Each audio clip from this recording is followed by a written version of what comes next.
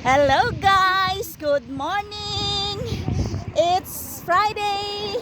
Ayan guys, nandito ulit kami sa sa tambayan namin sa Galale Bay. At ang araw ay labas na oh. Saan? Asa? Diyan eh? Ada oy nga, ha? Manginhas na day, di atur ta ubos kay ani pa ta diri sa taas unsa di ay. Ha? Ay, naisip bangka-bangka. Ayan guys, o dili na oy kanang iyang lagayan sa kuan katunang galon ba. Ayan guys, so ang dagat ay pababa dagat kahapon. Pababa ayan. Alas 7 siguro karon ang kuan. Alas 7 siguro karon ang kanang low tide. Oo, kay nag-church man ko. Kahapon alas 6. Oh. Ayan guys, nandito na kami sa tambayan namin at yan ang aming mahiwagang lamisa. Ayan, nilagay namin dyan guys para hindi siya maanod sa tubig pag tumaas yung tubig. May tao na? Yes, may tao yan. Nagsumisid siya. Sumisid, tingnan mo, sumisid yan. Tapos pagkatapos siya sumisid, tapos ano, may ano yan siya day, may ano na nakasisid siya yung tunggoy nga makasinga-hinga siya. Tara, sa baba ta. Bismillah. Asa baba? Dira to sa baba oh.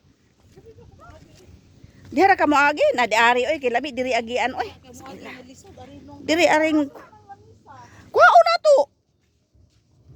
Hi guys, dito kami ulit. Ayan. Agoy, kasarap-sarap sa tubig. Ay sus. 100%, 101%. Nga naagi ri pusit guys. Ayan. Mang tusok-tusok na pugog pusit karon guys ang mga ano Nasa mga pusit. Tanako. Ayan ang mga limasag na maliliit guys oh.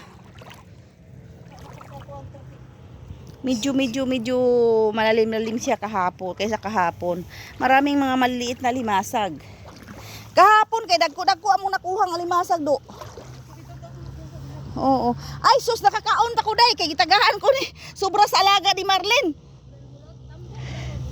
Tambok day na ay kuan bidhan siya day bidhan. Oo.